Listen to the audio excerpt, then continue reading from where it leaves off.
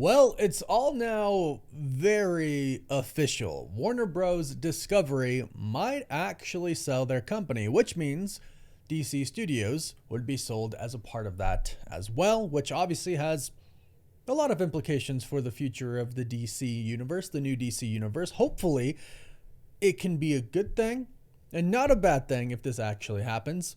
There's no guarantee it's going to happen, but it is now a confirmed, very real possibility. We heard rumblings before, and Forbes, who's obviously super reliable, said some stuff, and now Warner Bros. Discovery has spoken up themselves, and they've straight up said, yeah, we're looking at bids.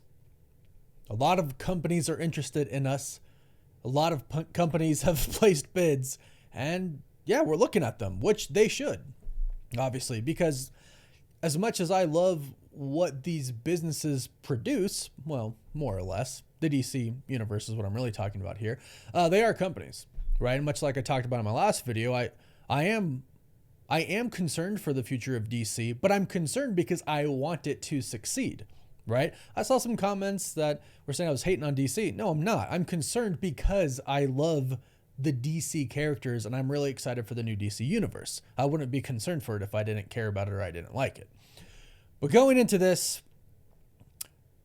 who knows what would happen with the new DC universe? I would hope that, judging on what these companies want, which is really the streaming service and the studio, they would keep DC Studios the same and let James Gunn cook, hopefully. But who knows? But let's start with this article from Deadline that states Warner Bros. Discovery has received interest from multiple parties for all or part of the company. Game on with Warner Bros. Discovery in play and set to split in half next year. That is something they are planning on doing. The company said Tuesday, which is today, that it's received unsolicited interest from multiple parties. The entire company, as well as for Warner Bros., and is launching a review of strategic alternatives. So basically, what they're stating right here is the companies who are bidding for them, or the parties that are bidding for them, they've either bid for the entire company or for the Warner Bros. Side, not the Discovery side. So again, people want the studio, right? They want the streaming service. They want HBO Max. And they want, I would like to think they want, because they see value in DC Studios. I would hope so. The statement by Warner Bros. Discovery Board of Directors follows an initial overture by David Ellison's Paramount Skydance for WBD ahead of a planned separation of the fastest growing streaming and studios operation to be called Warner Bros.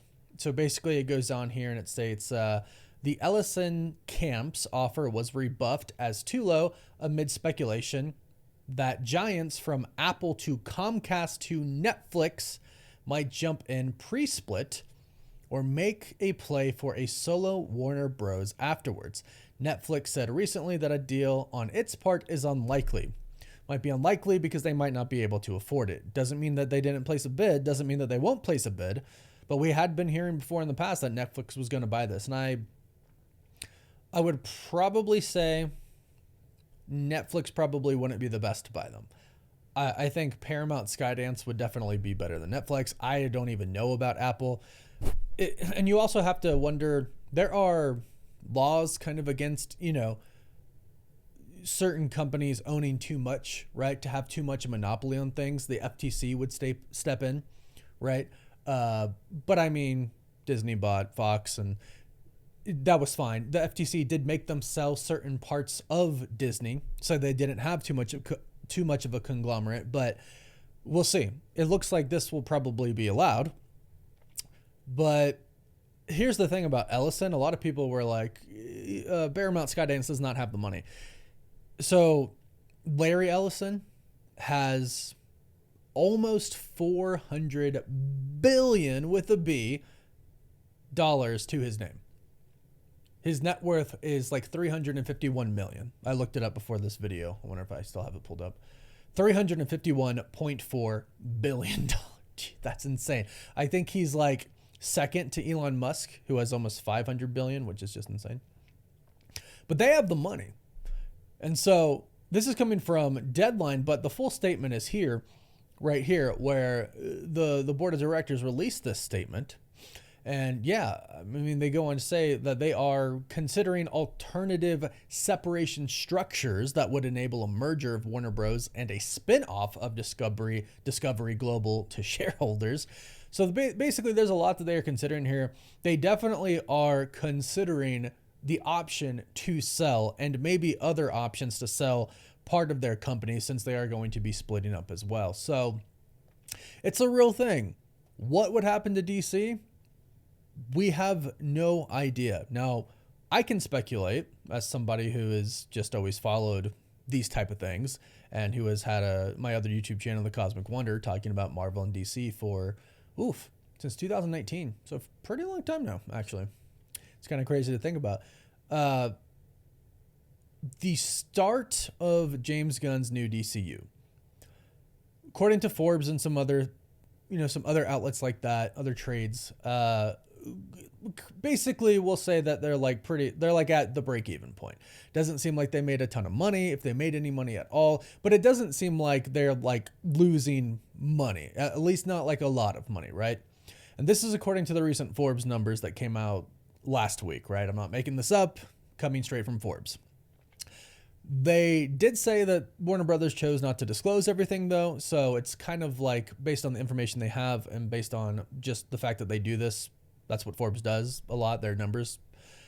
That's what they estimated. But I think this is kind of all according to plan. I don't think the goal the goal obviously is to make as much money as you can, but I think the goal really was to get a solid universe started and establish a universe that fans really like and establish characters that fans really like. I think they did that with Superman, and I think they did that with Peacemaker. I think they'll do that with Supergirl. Again, like I said in my last video, I don't know how much money they're going to make with that. Same with Clayface. I don't know. I hope they all do well. And I hope, this is kind of the biggest thing, that whoever, if Warner Brothers does sell, whoever buys them, I hope they see the potential. Because I think that's what James Gunn was actually really trying to do, was have everybody see the potential in Superman, in the Justice Gang who is in there, specifically with Green Lantern, and then the story with Lex Luthor, the Engineer, and who knows when the clone of Superman's going to come back. There's lots that they could do there, and yeah, I mean, they set up a lot at the end of Peacemaker season 2, as dull as I thought the finale was. Not that the whole season 2 was great, but I thought that was kind of a weak finale. But hopefully the studios would see this and just go like, yeah, you know what? We're here. We're here for it. We're here for the new DC studios. Batman, Superman, these are two of the most popular characters of all time, right? And Superman got off to a decent start, a good start, I would say. I actually really loved the movie, right? Like I say, the movie, according to Forbes, didn't necessarily do amazingly, but I really did love the movie. And I think a lot of people really love the movie. And I think that's the best thing that could come from that, outside of, making a ton of money. It would be great if the movie did $1 billion, but I think a lot of it actually now is coming down to the streaming numbers, and Superman did really good on streaming numbers. And again, these companies want the streaming service. So DC Studios is a part of that, right? These superhero movies do really well on streaming services. Wasn't like Madam Web went to Netflix and was even part of the top 10 at some point in time, right? And that movie was not good. So it's just a whole new game now, right? It's not all just about the theaters. And Superman did really well streaming. So I think these studios would see that and they would go yeah, hey, we're going to let James Gunn, who started this, who is in charge of it, who has the vision, who has mapped it all out, and Peter Safran as well, even though he's the business side and James is the creative side, but they're very involved with each other. And I would like to think that if Paramount Skydance bought them, they would let them continue with that. They'd probably step in and, want to oversee some things or just kind of have a general understanding of what's going on. But the smart decision, I think, would just to be, they'll give them a budget. And what's crazy is, again, the Ellisons have a ton of money. We might be able to get bigger budgets for these superhero movies in DC. You never know, right? This could be a really good thing. We don't really know. I think as long as James Gunn stays in charge, it will be okay because he does have that vision. Not to say that someone else couldn't step in, but James Gunn really has mapped everything out, and he seems to have a plan. And he seems to be pretty confident in that plan. I want to see how it plays out. I'm giving him a chance. I like James Gunn. So let's see. Let's see. But now it's a real possibility, and a lot of things could change, or it could be sold and it could stay exactly the same, or it could get better because they might have more money. You never know. You never know with these things. But I think out of all the companies that are bidding for them, Apple, Netflix, everyone we're hearing, I think the Paramount Skydance one might be the best. If they were going to sell, I think the best option would be that, just because of the money. But we'll see. Let me know your thoughts on this. Subscribe if you haven't, and you want to stay up to date on movie news, and we'll catch you in the next one. Peace.